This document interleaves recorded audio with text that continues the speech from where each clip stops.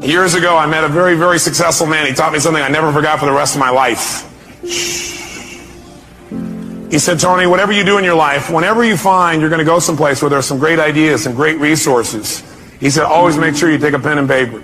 He said, because what you want to do is you want to be able to capture those ideas and cement them to paper so you can review them in the future. In fact, what he got me to do was to keep a journal. And I would highly encourage you, by the time you come to the next management session, or maybe even during a break today if you wanted to get yourself a hardbound journal. Hardbound journal meaning not a loose leaf. And you can get those in all kinds of stationery stores, some religious bookstores. And the bottom line is, if you keep a journal, you don't even write it every day, but when you get thoughts or ideas, you capture it there, you can't believe what'll happen. You'll start to accumulate a wealth of knowledge and ability and skills and resources that not only will help you, but you can help other people as well. I've been keeping journals myself now for about a dozen years. And I go back and review my life, and it has two real values, I think. One is, it gives you a chance to really see how much you've grown. Because how many of you have kids? I'm curious. How many of you have somebody come up and say, boy, your kid's really growing? You go, really? Because you're so close to them, you don't notice it as much. How many found that to be true? Guess what? It's even worse with yourself. Sometimes we don't give ourselves credit for the amount that we're growing, but I'll tell you one thing, if you keep a journal, it won't be hard to see how much you're growing. Because you'll see the kind of goals you had back then, the kind of things you thought back in those days, and you'll begin to see the evolution of your growth. Also, I personally believe that if life's worth living, it's worth recording. And it's an incredible gift to give to your children, because someday they get to know exactly how you were at different times in your life, and they get to learn your lessons without having to go through it. How many of you, be honest, have felt feelings at times and you were upset, but you didn't share it because you didn't know how, or you didn't share it because, well, you thought, well, maybe it's really about me, or you didn't share it because you didn't want to offend somebody even though you were mad or upset? How many of you had that experience in the past? And when you don't share something, what happens when you just keep it inside and build it up? Yeah, it festers. Does it get better or worse? It gets a lot worse, and eventually what happens, then you blow up about something that could have been handled so much easier along the way. But then there's the other approach, which is you're looking for things on a regular basis to be able to give people feedback about. And some people develop that habit. Or you communicate in a way where basically you're communicating your feelings, like you're upset, but do you always have all the information? No. And so you're making a decision about how to feel based on false information. How many of you have ever gotten upset and later on felt a little dumb because you found out you were upset about something you really shouldn't have been upset about? So one philosophy says, keep it inside. The other philosophy says, well, get it out. Well, what if you get it out and then you find out that you were wrong? By the way, do we like being wrong? No. So then what would we probably do? Justify, defend? Well, yeah, I didn't know that, but if you've done that before. Right? And that does not make a relationship work. Plus, that person gets upset. It's kind of like, anybody ever come up to you and say, why are you upset? And you go, I'm not upset. You go, no, yeah, you are. You go, no, I'm not. Yes, you are. Well, I'm getting upset. Okay, that also happens unless we're really clear. So what we're really going to do is we're going to start our whole basis of studying of communication to remember one thing, and write this in your notes if you would, and that is the quality of your life is directly related to the quality of your communication. Period. Now, pretty basic idea, nothing earth-shattering, but I'm here to tell you that's your entire life comes down to this. The quality of your entire life comes down to the quality of how you communicate. With whom? The quality of your life starts with the quality of how you communicate to yourself. That's where it all starts. How you feel is not based on the environment. Is it based, like how you feel, is that determined based on like whether or not you have lots of money? Yes or no? All of our suffering as human beings, and I deal with people all the time. I mentioned to you off camera, two people I coached yesterday. One's a presidential candidate, and the other one is a rap superstar, right? Both in the same day. And without naming any names, people that have everything, by your point of view, most people's point of view, they have the fame, and they have the love, and millions of people love them, and they have great economics, financial freedom, and they have homes, and they have the fashion, they have everything. They're the I can't tell you how many of them are miserable. Right. The majority are miserable. I'm not bullshitting. I'm the one who gets the phone call from the vast majority. When I say miserable, they're so used to it, some of them don't even realize they're miserable, right. But most do.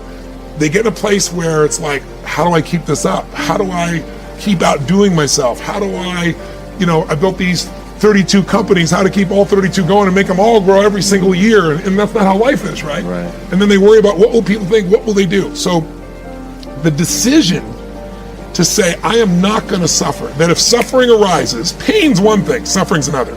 Suffering is when you're like, I'll give you an example. A friend of mine is a very famous Indian industrialist and billionaire guy. And he just recently took a sport in India that's been around 2,000 years that almost every village child plays, and he turned it into a professional sport. No one had ever made a professional sport 2 years ago. He invested, I don't know, I'm making the number up, $20 million in it. In 2 years, the sport is so successful in India that 500 million people watched the finals. That's amazing. 2 months ago. 500 million people, right? So 500 million, that's how it is in India. And people are saying this is going to be as big as, for them, cricket is the ultimate thing, right? Big as cricket. So his team valuation, I'm making the number up, I think it's gone to like $500 million in 2 years from, $25 million. And his team is number 2 in the whole world, right? Wow. He's got these great players. So I'm with him, and he gets a phone call. And he's just got done telling me about this great success and where it is and how proud he is and how everyone goes to the games and people are so thrilled and it's just become this movement in India and he created, he's so proud of it. And he gets this phone call, and the phone call is from his management team telling him that one of his competitors has just offered 4 times as much money as he was offering to his top 3 athletes who are the core of his whole team. And of course they all took them, right? And he was so angry. He was like, I can't even believe this.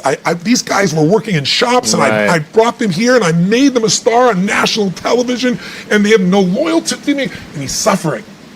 And the way you suffer is you focus on yourself. Right.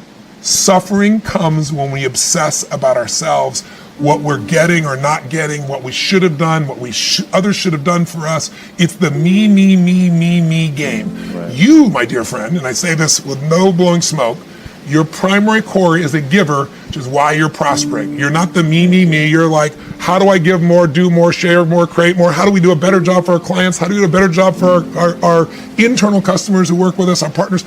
Your entire life is that. That's why you're prospering. And you're not feeling suffering. But when you do suffer, and I promise you do, you correct me if I'm wrong, it'll because you're worrying about something in the future. How's this going to happen? Will this come together? Suffering could be worry, it could be anger, it could be frustration. It's anything that takes you out of a beautiful state. And here's what people don't get. You can end suffering by stop focusing on yourself and focus on something you want to serve greater than yourself. Your children, your wife, your mission, your life. You can get out of it in an instant because the nature of the human mind is to constantly compare things. Your mind, your brain is a 2 million year old device, and it is not designed to make you happy. It's designed to make you survive. Ordinary just simply isn't enough. Ordinary is when you want to become average and to fit in. But to get to extraordinary, what you do is you have to consult the invisible place within yourself. And this is called your soul.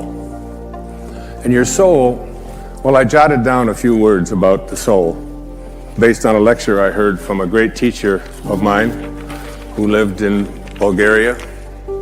He was an initiatic science teacher. And his lecture was very profound. And I wrote these words after listening to one of his recorded lectures.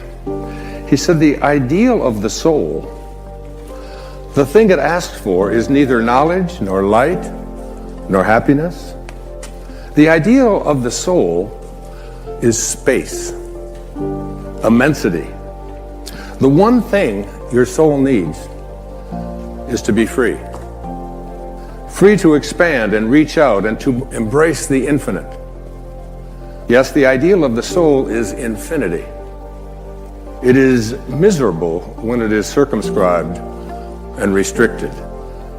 It is a fragment of the universal soul, which is infinite. That's what I speak about here in this program. The need to move beyond just fitting in. The need to move past being circumscribed. The soul does not like when you get fenced in, when it is told what to do, when it's told it has limitations, when it's told it can't become that. And so many of us go through our life with these enormous limitations that we've placed upon ourselves that have been handed to us from the time that we were little boys and little girls. If you would like to accomplish something, you must first expect it of yourself. And my question to you is, What do you expect of yourself? Do you expect to be able to perform miracles, to attract into your life the kind of prosperity that you are entitled to? Do you expect that you can manifest the kind of relationships that you would like? In order to be able to have these kinds of expectations for yourself, you have to make a dramatic change, a dramatic shift. You must change what's possible for you and what you believe is possible for you. But the question becomes, who am I? I've been teaching philosophy for 40 years now, either at the high school level or junior high school level or university level, graduate school, and now in stages all over the world and in front of audiences such as this, watching at home and here this evening. Who are you? And what is real? My teacher in India, his name was Nisargadatta Maharaj. He was asked the question, Swami, what is real? Master, what is real?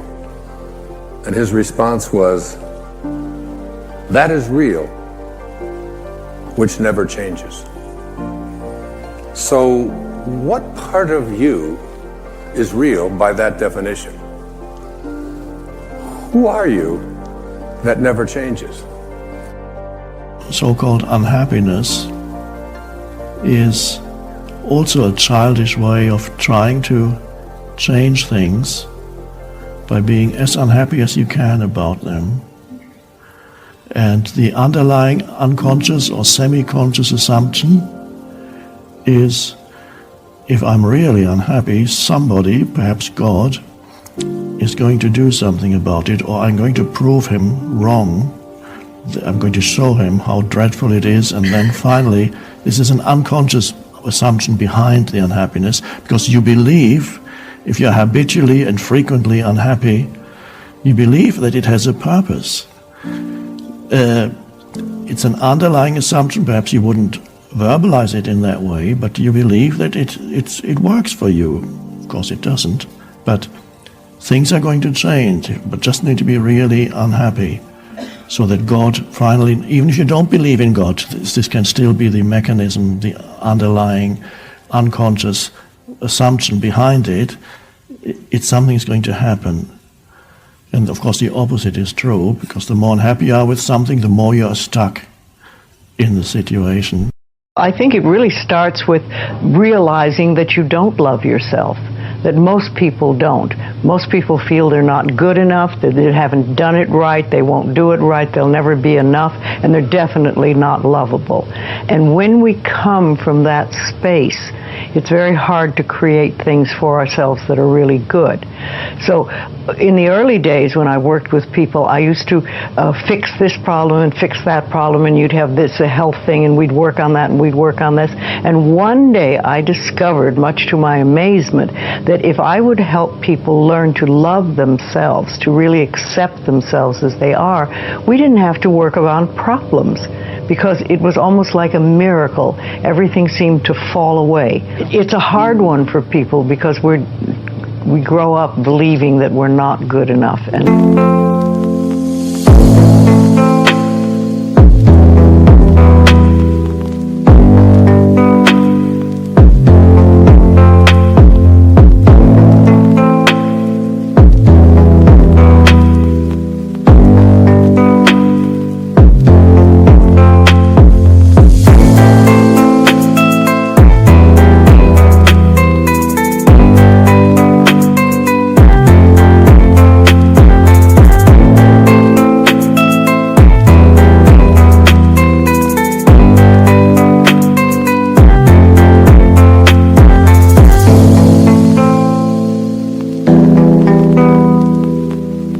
Nothing is right. I remember lots of times I would ask people, well, what is really wrong with you? What have you done that is so terrible that you're not acceptable to yourself? And I never, ever got an answer that made any sense. You know, they might say something like, well, I'm too fat. Well, so, you know. But when you talk about loving yourself, a lot of people think that that's vanity. But it isn't really, it has nothing to do with that. That is narcissistic. But to really care for you and to acknowledge that you are an important being. It's almost like in the Bible they would say, you recognize that you are a child of God, that therefore you are perfect.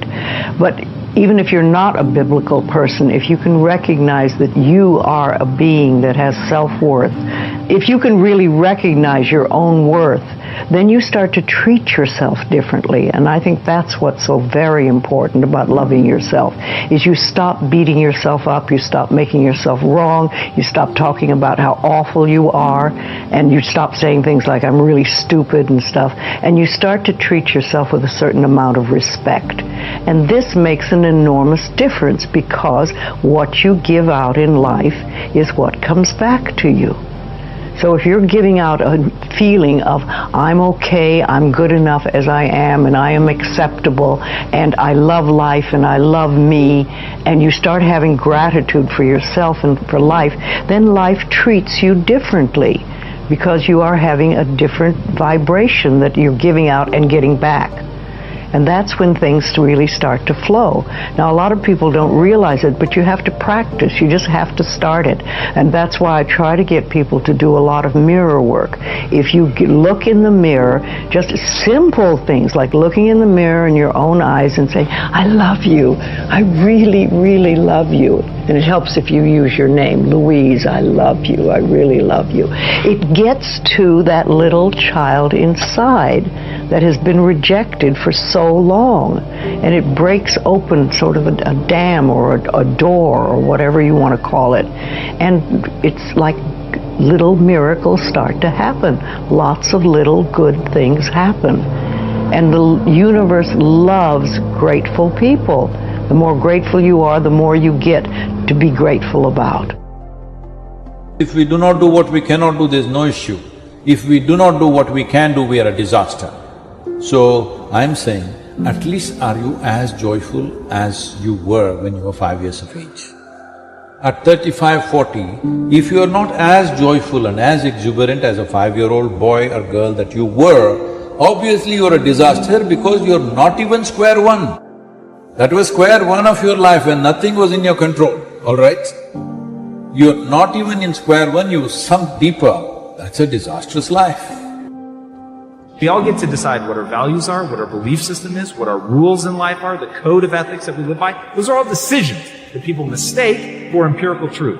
But if you want to know how just unempirically true it is, look across all societies, they don't share it. Because each of these places carries with it a value system, a belief system, things that are unique to that group that you grow up in, what your parents tell you about your family, about you, what it means to be you, what you learn in schools, what you see in the media, all of that stuff is shaping how you view yourself and how you view the world. But it's happening insidiously because it is so invisible. People don't realize that they are choices. Now, once you reframe all of this as these are things that I'm choosing to believe.